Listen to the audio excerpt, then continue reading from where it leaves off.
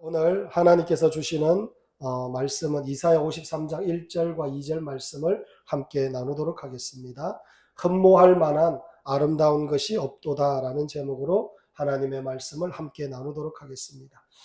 여러분, 오늘 본문은 이사야 53장 말씀입니다. 하나님께서 이사야를 통하여서 예수 그리스도의 그 십자가의 은혜에 대해서 말씀하신 내용입니다. 한 구절 한 구절 우리가 뚝뚝 이렇게 살펴보면 예수님께서 십자가의 길을 걸어가신 그 모습이 그대로 눈에 보이는 것 같습니다.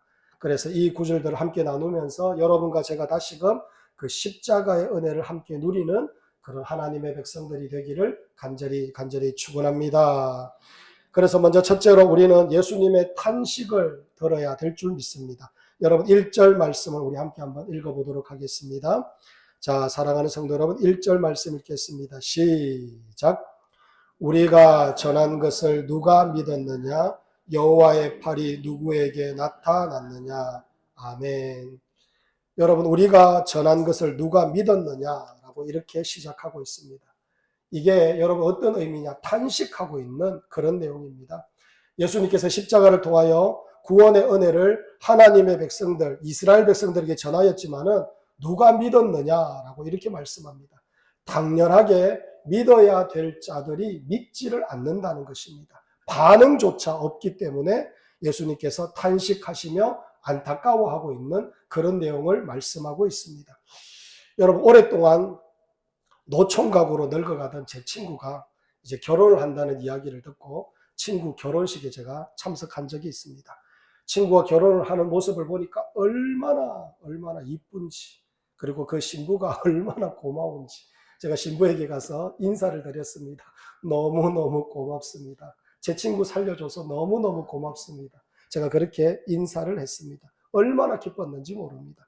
또 제 친구의 그 할머니께서 돌아가셨다라는 얘기를 들었습니다. 제가 친구네 집에 갈 때마다 이 할머니께서 밥도 해주시고 라면도 끓여주시고 아이고 우리 성훈이 왔나 이렇게 따뜻하게 맞아주시던 그런 할머니셨는데 돌아가셨다라는 소리를 들으니까 너무너무 슬펐습니다. 여러분, 친구가 행복한 일이 있으면 함께 행복해야 되고요. 친구가 슬픈 일을 당하면 어떻게 해야 됩니까? 함께 슬퍼하며 울어야 되는 것이 친구 아니겠습니까? 하지만 기쁜 일이 있어도 기뻐하지 않고 슬픈 일이 있어도 슬퍼하지 않는다면 그 친구는 친구라고 말할 수가 없습니다. 그래서 예수님께서 마태복음 11장을 보면 비유를 하나 말씀합니다. 이 세대를 무엇으로 비유할까? 비유하건대 아이들이 장터에 앉아 제동무를 불러 이르되 우리가 너희를 향하여 피리를 불어도 너희가 춤추지 않고 슬피 울어도 너희가 가슴을 치지 아니하였다 함과 같도다. 이렇게 말씀합니다. 장터에 앉아서 친구를 불러가지고 아무리 피리를 불러도 춤추지를 않는다는 겁니다. 그리고 친구가 슬피 울고 있어도 왜 슬피 우느냐라고 하면서 옆에서 함께 슬퍼하지 않는 그런 모습이 있더라는 겁니다. 여러분, 지금 예수님께서 이 말씀을 하시는 이유가 뭐냐면은 예수님의 십자가가 지금 바로 그렇다는 겁니다. 여러분, 십자가가 어떤 얘기입니까? 구원의 소식입니다. 생명을 얻는다는 소식입니다. 살 길이 열렸다라는 그런 말씀입니다. 하나님의 사랑이 저 하늘로부터 이 땅에 가득히 부어졌던 사건이 바로 십자가의 사건입니다. 하지만 이스라엘 백성들이 아무도 기뻐하지 않더라. 반응조차 없더라. 그 이스라엘 백성들이 누구보다도 환호하며 기뻐하며 예수님을 영접해야 되는데 예수님을 영접하지 않더라. 그래서 예수님께서 오늘 뭐라고 말씀하느냐? 탄식하고 있다라고 우리에게 말씀하고 있는 겁니다. 여러분, 얼마 전에 제가 뉴스를 보니 세계적인 그 피아노 연주자 주안 카를로스 마틴이라는 분이 있습니다. 이분이 어느 날부터 손가락의 근육이 마비가 되는 증세가 있었다라고 합니다. 그에게 피아노가 생명과 같고 평생 동안 피아노를 쳤는데 갑자기 어느 날부터 이 손가락이 마비가 오기 시작하니까 더 이상 피아노를 칠래야 칠 수가 없는 겁니다. 얼마나 그 사람이 좌절하였고 얼마나 그 일을 통하여서 마음이 아팠겠습니까? 그런데 우리나라에서 치료제를 개발했다고 합니다. 그 소식을 들은 이 주안 카를로스 마틴이라는 사람이 환호하고 기뻐하고 너무너무 즐거워했습니다. 다시금 그 약을 주입을 받고 피아노를 칠 수 있다라는 그런 기대를 가진 사람이 되었습니다. 여러분 마찬가지입니다. 성경은 우리를 적나라하게 표현하기를 단 한 번도 우리를 보고 괜찮다라고 성경은 말씀하지 않으셨습니다. 죄로 말미암아 우리가 어떻게 죽었다라고 하나님께서 우리에게 성경을 통하여 말씀하셨습니다. 그러면 어떠하냐? 우리는 나으냐? 결코 아니라 유대인이나 헬라인이나 다 죄 아래에 있다고 우리가 이미 선언하였느니라. 기록된 바 의인은 없나니 하나도 없으며 깨닫는 자도 없고 하나님을 찾는 자도 없고 라고 그렇게 말씀합니다. 성경은 우리에게 죄되었다, 이제 죽었다라고 그렇게 말씀한다는 겁니다. 그런데 죄로 말미암아 죽었는 우리들을 살리기 위한 하나님께서 특별한 방법으로 예수 그리스도를 우리에게 보내어 주셨다는 겁니다. 치료할 수 있는 분을 보내어 주셨다는 겁니다. 그분이 예수님입니다. 그래서 우리는 치료하기 위하여 예수님께서 이 땅에 오셔서 우리의 모든 죄를 지시고 십자가에 죽으셨다라는 것을 우리가 알고 있는 사람들입니다. 그래서 우리는 왜 십자가를 계속해서 들어야 되느냐? 그 십자가가 곧 우리들이 살 길이라는 걸 우리가 알기 때문입니다. 우리는 왜 십자가를 귀하게 우리가 붙잡아야 되느냐? 십자가를 통하여 우리가 죄를 사함받고 생명을 얻기 때문이다. 우리가 너무나 분명히 알고 있기 때문입니다. 그리고 십자가를 통하여서 예수님을 만나고 십자가를 통하여 예수님이 살아계시며 나의 주인 되신 분이심을 우리가 고백하고 알기 때문에 우리는 십자가를 사랑하고 십자가를 붙들 수밖에 없는 겁니다. 죄로 인하여 죽을 수밖에 없는 우리들에게 생명 주시기 위하여 우리 구주 예수님께서 십자가에 못 박혀 죽기까지 하셨는데, 그런데 뭐라고 말합니까? 사람들은 반응이 없고 사람들은 호응도 없고 사람들은 관심조차 없다. 그래서 하나님께서 뭐라고? 탄식하고 계신다라고 우리에게 가르치고 말씀하고 있는 겁니다. 여러분 1절을 보면 우리가 전한 것을 누가 믿었느냐라고 탄식하신 후에 여호와의 팔이 누구에게 나타났느냐라고 그렇게 말씀합니다. 하나님께서 또 하나 더 탄식하고 계시는 겁니다. 그게 뭐냐? 여호와의 팔이 누구에게 나타났느냐라고 탄식하고 계신다는 거예요. 아무리 권능을 많이 베풀어도 믿는 사람이 없다라는 그런 말씀입니다. 예수님께서 이스라엘 백성들에게 내가 하나님이다라고 드러내신 사건이 있습니다. 그게 뭐냐? 오병이어의 기적입니다. 그 오병이어의 기적을 통하여서 많고 많은 사람들이 먹을 것을 마음껏 먹고 하나님께서 함께하고 계시는구나, 그것을 체험하는 역사가 있었습니다. 그리고 예수님께서 많고 많은 그 백성들을 고쳐주시고 그들에게 하나님의 말씀을 증거해 주셨습니다. 사랑하는 성도 여러분, 예수님께서 이 땅에 오셔서 이것보다 더 분명하게 어떻게 메시아 되심을 드러낼 수가 있겠습니까? 이것보다 더 좋은 방법이 없습니다. 말씀을 증거하고 또 증거하시면서 마지막에는 십자가 지시면서 우리를 대신하여 죽기까지 하셨습니다. 그런데 이렇게 권능을 펼치시고 하나님이심을 드러내셨는데 사람들이 믿지를 않는다라는 것입니다. 그래서 예수님께서 뭐라고? 또 탄식하고 계신다라고 말씀합니다. 사도 바울이 그 예수님의 그 마음을 알아서 로마서 10장에서 이렇게 말합니다. 내가 나를 찾지 아니한 자들에게 찾은 바 되고 내게 묻지 아니하는 자들에게 나타났노라 말하였고 이스라엘에 대하여 이르되 순종하지 아니하고 거슬러 말하는 백성에게 내가 종일 내 손을 벌렸노라 하였느니라. 아멘. 예수님을 찾지 않는 자들을 예수님께서 안타까운 마음으로 오히려 예수님께서 찾고 계신다라고 말씀하는 거예요. 예수님에 대해서 관심조차 없어서 묻지 않는 자들에게 예수님께서 나타나 보여주셨다라고 말씀하고 있는 거예요. 순종하지 아니하고 거슬러 말하는 백성들에게 종일토록 예수님께서 두 팔을 벌리고 그 백성들이 어서 뛰어와서 품 안으로 안기기를 소망하며 예수님께서 팔을 벌리고 기다리고 계셨다라고 말씀하고 계시는 겁니다. 사랑하는 성도 여러분, 그런데도 아무도 주님을 주님으로 인정하지 않고 주님에게 나오지 않는 그 모습을 보면서 예수님께서 탄식하고 계신다라고 말씀하고 있는 겁니다. 여러분, 저는 오늘 이 말씀을 준비하면서 저를 한번 돌아봤어요. 주님께서 혹시 나의 모습을 보며 탄식할 것이 없을까? 이런 마음으로 저를 돌아봤는데 제가 이 말씀을 대하면서 사실 너무너무 부끄럽습니다.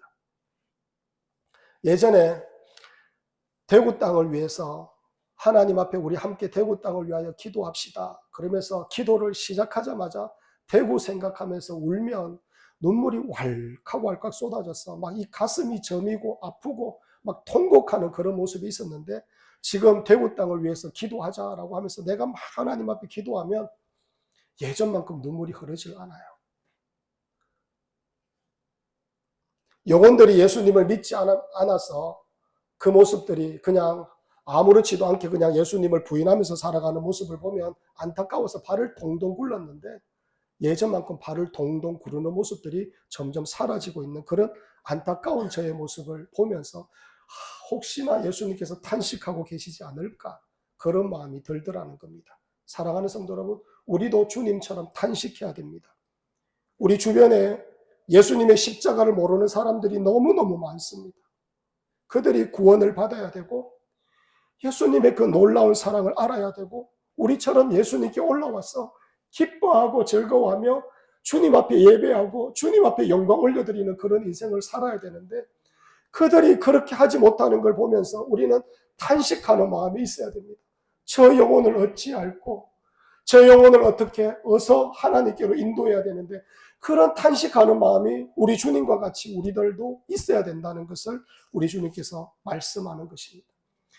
여러분, 여전히 예수님을 모르는 사람들이 우리 주변에 얼마나 많습니까? 예수님을 믿어야 생명을 얻고 예수님을 알아야 구원을 얻는데, 우리가 탄식하며 전하지 않으면, 우리가 안타까워하지 않으면 어떻게 복음이 전파되겠습니까? 오늘 예수님께서 탄식하시는 이유는 고난 주간 동안 여러분과 제가 우리 주변에 믿지 않는 그 영혼들을 두고 탄식하는 사람이 되어라고 우리에게 말씀하는 겁니다.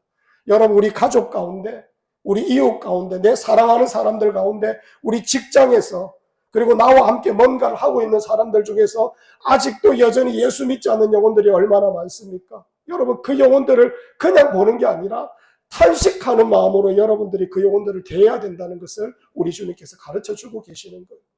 여러분, 탄식하셔야 됩니다. 어서 저 영혼을 주님께로 인도해야지. 그런 마음이 바로 여러분의 마음, 저의 마음이 되어야 될 줄 믿습니다.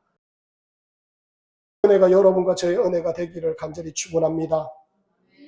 지난 3월 24일에 제8회 서해 수호의 날에 기념식이 열렸습니다. 3월 24일에 제8회 서해 수호의 날이라는 그런 기념식이 열렸는데, 그 행사에서 우리나라에서 처음으로 북한의 그 기습 공격에 의해서 전사한 55명의 용사들의 이름을 일일이 호명하였습니다.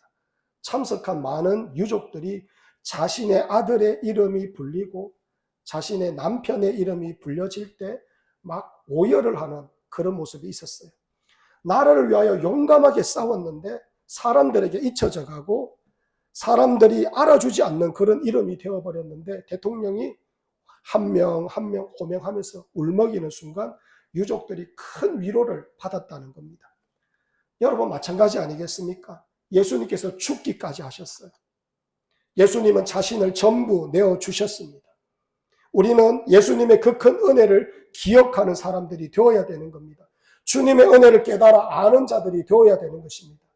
여러분, 우리는 예수님이 우리를 보고 탄식하는 그런 사람들이 아니라 너는 내 마음을 아는구나 라고 하면서 기뻐하시는 그런 하나님의 백성들이 되어야 될 줄 믿습니다.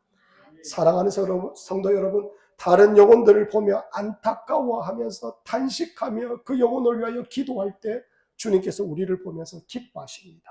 여러분과 저에게 그런 은혜가 있기를 간절히 축원합니다. 둘째로, 예수님께서 버림당하신 이유를 알아야 됩니다. 여러분, 2절 말씀을 우리 함께 한번 읽어보도록 하겠습니다. 사랑하는 성도 여러분, 2절 말씀 읽겠습니다. 시작.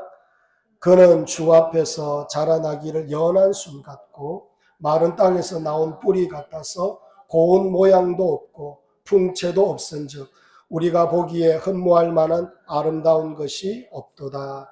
아멘.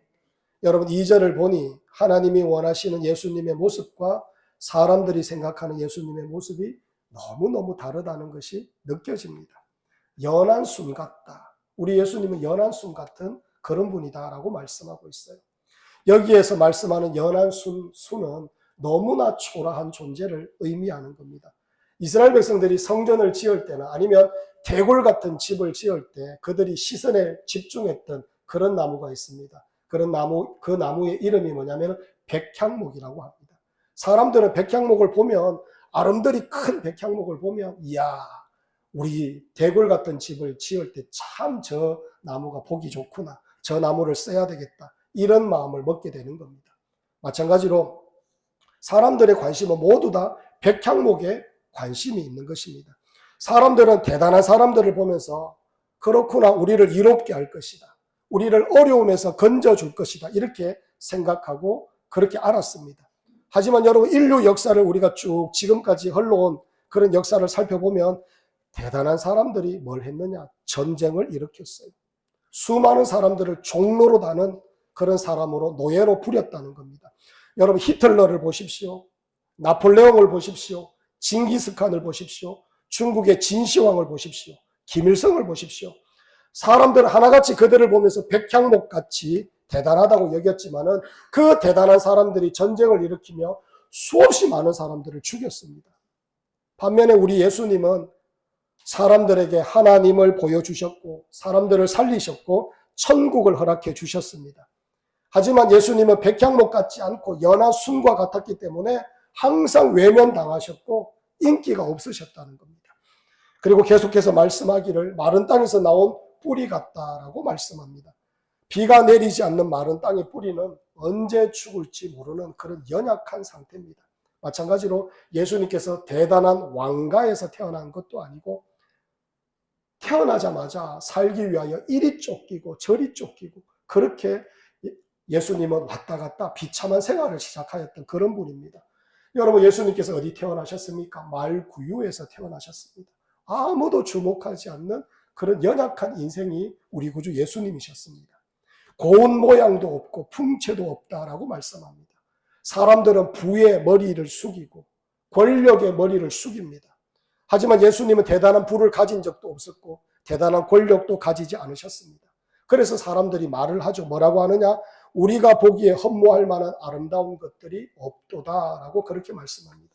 정말 예수님은 비참하고 초라하고 연약한 모습으로 이 땅에 오셨습니다. 금방이라도 꺼질 것 같은 그런 바람 앞에 등불과 같은 존재로 이 땅에 계셨다는 겁니다.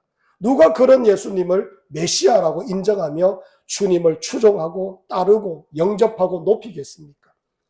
사람들은 왕궁에서 나야 되고 뼈대 있는 집안에서 나야 되고 그것도 아니면 많이 배우고 그것도 아니면 대단한 능력, 대단한 뭔가가 있어야 된다라고 생각을 하는데, 그렇지만 예수님은 어떻게 이렇게 비참할 수가 있을까라고 할 만큼 초라하고 연약한 모습으로 이 땅에 오셨다는 것입니다. 여러분, 사람들은 흠모할 만한 아름다운 것이 없기 때문에 자신과 함께 하시는 이 예수님을 영접하지 않았습니다. 예수님을 믿지 않았습니다. 나를 위하여 죽으셨다는 그 말씀이 믿어지지 않았다는 겁니다. 예수님께서 왕다운 왕이 되셔서 우리를 지배하고 때로는 폭력으로 다스리고 때로는 거짓말도 하시고 힘도 과시하면서 다스리셔야 되는데 우리를 구속하기 위하여 십자가에 못 박혀 죽으셨다고 하니까 들리지가 않고 믿기지가 않는 겁니다. 하지만 예수님께서 우리에게 뭐라고 하시느냐? 흠모할 만한 아름다운 것들이 없는 그런 모습으로 오셔야 된다라고 말씀합니다. 여러분, 그렇게 오시지 않으셨으면 우리와 함께 하실 수가 없는 겁니다. 우리의 눈물을 닦아 주실 수가 없는 거예요. 우리의 손을 붙잡아 주지 못하는 겁니다. 우리의 슬픔에 함께 동참할 수가 없는 겁니다. 여러분, 대단한 어떤 존재가 우리가 눈물을 흘리고 있을 때, 우리가 아파하고 있을 때, 우리가 이러지도 못하고 저러지도 못하고 왔다 갔다 허망한 마음을 가지고 있을 때 누가 우리에게 손을 내밀며 우리를 붙잡아주고 우리를 불쌍히 여겨주시겠습니까? 연약한 모습으로 오셨기 때문에 우리들의 아픔과 우리들의 고통과 우리들의 눈물을 너무나 잘 아는 우리 구주 예수님이시기 때문에 우리 주님께서 이렇게 우리를 붙잡고 계시고 우리를 인도하고 계시고 그 연약한 몸으로 오셨기 때문에 우리를 다시금 주님의 영광을 드러내는 존재로 우리 주님께서 인도해 주실 수가 있게 되는 것입니다. 할렐루야. 사랑하는 성도 여러분, 아시죠? 우리는 약간의 돈이 필요한 존재도 아니고 약간의 평화를 필요한 존재도 아니고 기쁨, 약간의 만족, 약간의 위로, 우리는 이런 것들이 필요한 존재가 아니라는 겁니다. 우리는 그런 것들이 필요한 것이 아니라 우리에게 진정으로 필요한 것은 바로 생명이라는 것이 우리가 진짜 필요한 것입니다.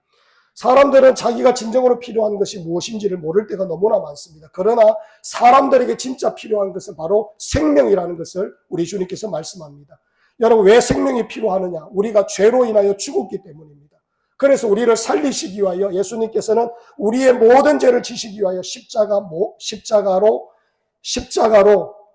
십자가를 지기 위하여 사람의 몸을 입으셨다는 것입니다. 우리의 모든 아픔과 고통과 눈물과 한숨을 다 하시기 위하여 가장 초라하고 연약한 몸으로 오셨다는 것을 우리 주님께서 우리에게 말씀하고 있는 겁니다. 우리를 살리시기 위하여 그렇게 하셨다라고 말씀하고 있어요. 사랑하는 성도 여러분, 예수님께서 그렇게 오셨기 때문에 우리는 마음껏 주님을 부를 수가 있고 마음껏 주님을 만날 수 있고 마음껏 주님을 경배할 수가 있는 것입니다. 그러니 그렇게 오신 분을 우리는 영접해야 됩니다. 붙잡아야 됩니다. 그런 주님을 믿어야 됩니다. 예전에 문화부 장관을 지내셨던 이어령이라는 분이 계십니다. 지금은 소천하셨습니다. 이어령 씨의 그 딸 중에 이민아라는 그런 목사님이 계셨는데 이 이민아 목사님이 암투병을 하셨습니다. 암투병을 할 때에 얼마나 고통스럽고 얼마나 아픈 일이 많겠습니까? 그 모습을 보면서 이 이어령 장관님이 아버지가 되어서 딸을 위해서 뭔가 해줄 수 있는 게 아무것도 없는 겁니다. 어느 날 딸을 위해서 뭘 해줄까? 그러면서 이 딸을 위해서 밤새도록 옆에서 간호를 하겠다라고 이 딸 옆에 있었는데 한참 이제 이렇게 옆에 이렇게 기대어서 잠을 자고 있는데 갑자기 딸이 아버지 이러면서 이렇게 부르는 것 같아요. 그래서 눈을 떠보니까 딸이 자기를 부르는 게 아니라 어떤 존재에게 이렇게 손을 잡고 붙잡고 하나님 앞에 막 기도를 하는 겁니다. 아버지, 저에게 용기를 주시고 끝까지 믿음을 지킬 수 있도록 하나님 아버지 인도해 주십시오. 그렇게 하나님 앞에 막 기도하더라는 겁니다. 근데 이어령 이 장관이 그 얘기를 들으면서 섭섭했다고 합니다. 진짜 아버지는 낸데 자가 누구를 부르나 이런 생각이 들었다는 겁니다. 그런데 딸이 그 하나님 아버지라고 하면서 하나님 앞에 매달려 간절하게 기도하는 모습을 보니까 병중에 있고 암으로 죽어가는데 그 딸이 오히려 기뻐하고 감사하며 눈물을 줄줄 흘리면서 하나님 감사합니다. 하나님 감사합니다. 이러면서 기도를 마무리하더라는 겁니다. 그 모습을 보니까 깜짝 놀랐습니다. 아니, 죽어가는데 감사할 수가 있고 죽어가는데 이렇게 기뻐할 수가 있는가? 그래서 그 이유가 뭔지 딸에게 물어보니까 하나님을 만나면 그렇게 기쁘고 하나님을 만나면 그렇게 행복하다라고 그렇게 말하는 겁니다. 여러분, 이어령 장관은 정말로 대단히 똑똑한 사람이었습니다. 그래서 남들의 말을 잘 듣지 않습니다. 그런데 절대로 관심이 없었던 그런 하나님에 대해서 딸이 그렇게 얘기하니까 그때부터 관심을 가지게 되었고 나중에는 예수님을 믿는 사람이 되었다는 것입니다. 사랑하는 성도 여러분, 우리 구주 예수님께서 이 땅에 오셔가지고 우리를 위하여 십자가에 못 박혀 죽기까지 하셨습니다. 여러분, 이 땅이 다라고 하면 예수님께서 뭐 하려고 연한 순같이 오시고 마른 땅에서 나온 뿌리 같고 고운 모양도 없고 풍채도 없고 흠모할 만한 것이 하나도 없는 그런 모습으로 이 땅에 오셨겠습니까? 죄로 인하여 죽었고 가고 오는 모든 세대들의 영혼들을 살리기 위하여 그렇게 하신 겁니다. 사랑하는 성도 여러분, 우리는 연한 순같이 약한 존재들입니다. 마른 땅에서 나온 뿌리와 같이 볼품없는 존재들입니다. 우리는 고운 모양이라고는 조금 더 찾을 수 없는 그런 초라한 존재들이 사실 우리들입니다.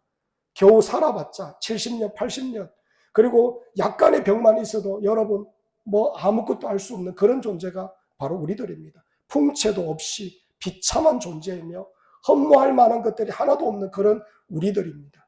그래서 우리는 초라하게 오신 예수님이 믿어져야 되고 그 예수님을 사랑해야 되고 그 예수님을 따라가야 된다는 것입니다. 저는 여러분과 제가 우리의 죄됨과 초라함을 알기를 원합니다. 그리고 그 죄가 예수님을 통해서 그리고 예수님의 방법으로만 사해진다는 것을 알기를 원하는 그런 하나님의 은혜를 여러분들이 붙잡기를 원합니다. 여러분, 예수님을 믿는 자들은 예수님께서 나를 위해서 무엇을 해주셨는지 분명히 아는 자들입니다.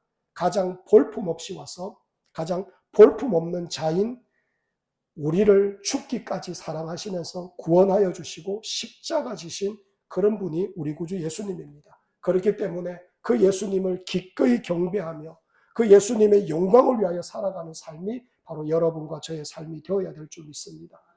사랑하는 성도 여러분, 우리 주님께서 여러분을 살리기 위하여 가장 연한 순 같은 그런 모습으로 오셨습니다.